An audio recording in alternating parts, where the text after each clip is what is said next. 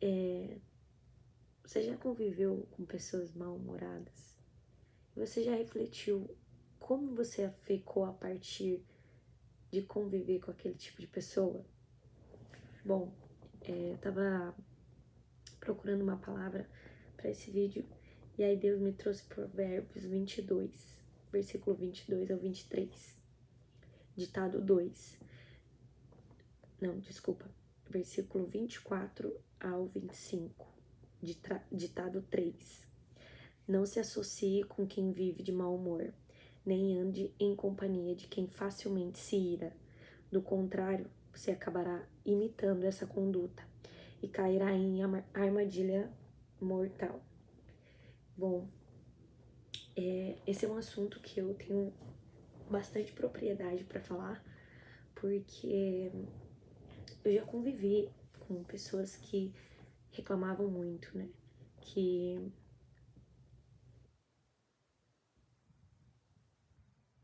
se iravam. E olhando assim, olhando no tempo que eu convivia com essas pessoas, e hoje que eu moro sozinha e convivo com outro círculo de pessoas, com outro tipo de pessoas, eu fico tentando analisar quem eu era e quem eu sou hoje. Vem muito se falando, né? Os coaches e tudo mais falam muito sobre a questão de você ser o resultado das 5 pessoas que você mais convive e tudo mais. Isso realmente é verdade. Mas vamos trazer em relação à palavra, né? Em relação a esse versículo. Porque tudo que eu acredito que é a maioria das coisas que os coaches e, enfim, essas pessoas que tentam puxar o melhor de nós. Se você ler a Bíblia, você vai ver que tudo que essas pessoas ensinam tá na Bíblia. Mas a gente precisa ler pra gente entender o que Deus quer falar com a gente em relação àquela palavra. Porque a palavra ela é viva, né? Então, o que Deus me traz com esses versículos? De vive com esse tipo de pessoa involuntariamente. Você acaba refletindo isso, né? Acabei de assistir uma ministração também que fala que a gente precisa se ver no espelho. Eu já falei em um vídeo aqui que o nosso espelho, ele é Deus. Então, quando você começa a olhar 100% para Deus, você começa a refletir quem você é. A partir do nosso olhar para Cristo, é que a gente consegue ver quem a gente é. Mas, mesmo você sabendo quem você é, quando você convive com esse tipo de pessoa, infelizmente é quase impossível você não respingar em você, né? Essa questão de reclamar, essa questão de se irar muito facilmente, porque nós somos seres humanos que acabam repetindo atitudes, né? Até uma questão geracional também, né? Coisas que nossos pais faziam, a gente acaba repetindo se a gente não olhar com cuidado, não ir de encontro com a palavra, para que a partir da palavra a gente veja quais atitudes a gente deve replicar e quais atitudes a gente não deve replicar. Então, eu tive uma experiência, né? Hoje em dia eu moro sozinha, mas eu tive uma experiência de conviver com um certo tipo de grupo um tempo e um certo tipo de grupo outro tempo. E aí eu vejo o quanto involuntariamente a gente acaba repetindo, sabe? Quando eu fiquei certo tempo com esse grupo que só reclamava, que só brigava, que se irava facilmente, eu me percebi repetindo isso com outras pessoas que não tinham feito nada, que merece, na verdade ninguém merece, né? Independente da atitude da pessoa, você não deve se irar, você não deve ficar reclamando e tal. Você precisa ter a plenitude de Cristo, a plenitude que Jesus tinha. Alguma vez Jesus gritou com os discípulos? Alguma vez? Então que a gente tenha essa sabedoria. Mas é muito, infelizmente, é muito difícil você não acabar replicando algo que você tá vendo. Tipo, você tá vendo aquilo 24 horas. É difícil outra pessoa chegar a fazer algo parecido com aquele conflito que você viu e você não retribuir da forma que você viu que foi retribuído, sabe? E isso é muito perigoso e muito pesado, porque muitas vezes a gente entende a palavra, sabe o que a gente deve fazer, só que por estar nesses ambientes que ainda não são tratados, né, você acaba replicando algo que você abomina e você sabe que é errado, né? Então, o quanto é importante a gente se rodear de pessoas que, em relação à palavra, que estão querendo ser melhores com relação à palavra de Cristo.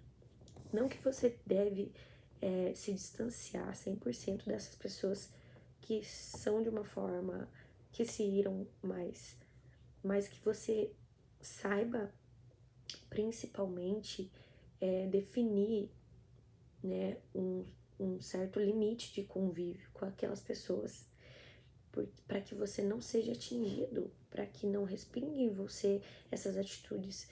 E quando você estiver nesse meio, que você mostre que você é diferente, que você tem algo diferente, que é a plenitude de Cristo, que você tem algo que faz com que você consiga se controlar para não replicar aquilo, para que a pessoa olhe para você e perceba que você não tá fazendo a mesma coisa que ela, que você tá retribuindo ela com amor, com paciência. E é muito difícil, né? Porque normalmente a gente é bem. Retribui, né? Tipo, a pessoa trata a gente na grosseria, a gente vai lá e retribui. Porque é o que a gente tá vendo ali 100% do tempo, que é o certo. E aí a nossa parte humana, o nosso cognitivo repete aquilo sem pensar direito que aquilo não é o certo.